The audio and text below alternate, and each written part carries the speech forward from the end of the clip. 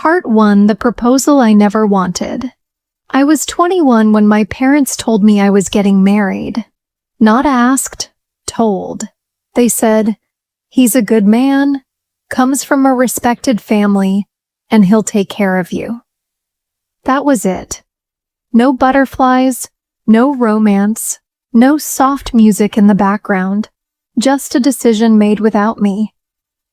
His name was Ethan, 29, successful, polite, and completely unknown to me. I remember staring at my reflection the day we got engaged.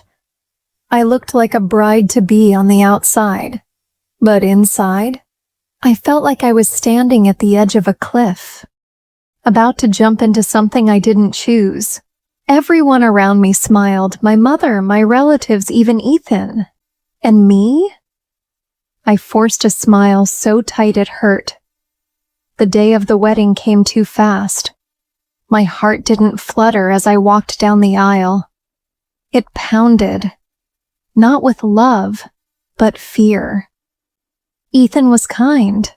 He really was. He opened doors, paid attention, even asked if I was okay when I stayed silent too long. But kindness isn't the same as connection, and a wedding ring doesn't create love overnight. We moved into a beautiful house with white curtains and hardwood floors, picture perfect. But every morning I'd wake up wondering if this was my life now, forever. One day while making coffee, Ethan looked at me and asked, "Are you happy?" I froze. How could I tell him the truth? Part 2: Living with a Stranger. I stared at Ethan when he asked me if I was happy, and I said the only thing I could think of. "I'm getting there." He smiled gently and nodded. "Take your time," he said. And that was the thing. He was always patient, always respectful. But it didn't change what I felt inside. We shared a home, a bed, meals, conversations, but we didn't share a connection. Every morning I'd wake up beside him, pretending to be asleep just a few minutes longer, just to delay the quiet conversation over breakfast. Not because he was mean. He wasn't. He just didn't feel like mine. He'd bring home fresh flowers on Thursdays, my favorite day just because I once mentioned it reminded me of spring. He remembered the little things. He tried. But love isn't built on trying. It's built on feeling. And I didn't feel it. One night, we went to dinner at his parents' house. Everyone talked about babies. "You two will have beautiful kids," they said with wide smiles. Ethan just laughed and looked at me like it was the most natural thing. And I smiled back, pretending. Again. But when we got home that night, I cried in the shower, quietly, so he wouldn't hear. That was the moment I realized I was living a life designed by everyone but me. Part 3: A Heart That Was Never Mine. 3 months into the marriage, something changed. I came home from work one evening, tired, and there he was, Ethan, cooking dinner in the kitchen, apron on, humming softly.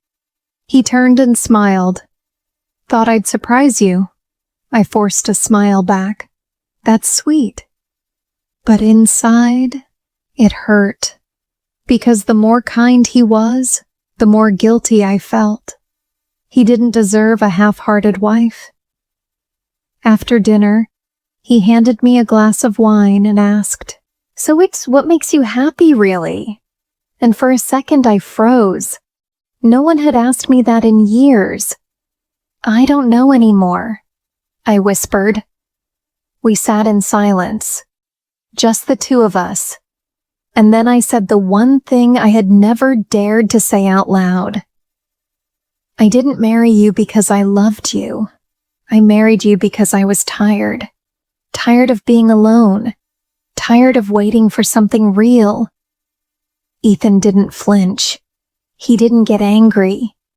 He just sat there, listening. And after a moment, he said quietly, I kinda knew. My heart dropped. You're easy to read. He smiled sadly. But I hoped, maybe with time, you'd grow to love me. Tears welled in my eyes. I'm sorry. I'm not mad, he said. Just sad, because I do love you. That night I couldn't sleep. I stared at the ceiling, wondering how life brought two kind people together, with such an empty space between them.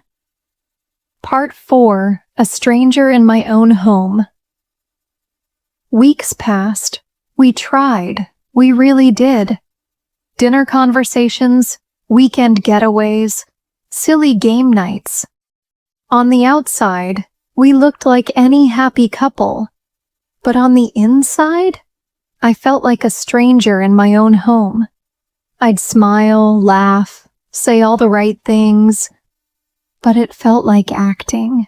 Ethan never stopped trying. He'd leave sweet notes in my lunchbox, surprise me with flowers, even learn to cook my favorite childhood meals. And the worst part? He made it so hard to dislike him.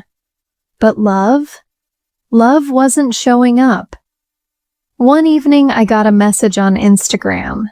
It was from Liam. The Liam. My first love. The one who disappeared. The one I never got closure from. Hey, I saw your wedding photos. You look beautiful. Mind if we talk sometime? My heart skipped a beat. I stared at the message, frozen. So many emotions, all at once. I didn't reply. I couldn't. But suddenly everything I'd buried started bubbling up again.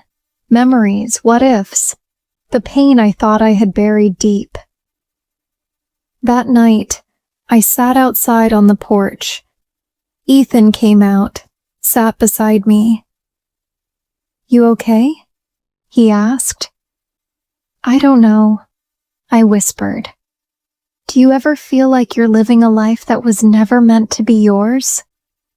He was quiet for a long time. Then he said, Sometimes I feel like I'm loving someone who's still waiting for someone else. I turned to him, shocked. Am I wrong? He asked gently. I couldn't answer, because he was right. Part 5, When Love Finally Knocked. I didn't reply to Liam's message. Not then, not ever. Because the truth hit me one quiet morning. Love isn't always fireworks and butterflies. Sometimes it's someone standing beside you. Even when they know they're not your first choice.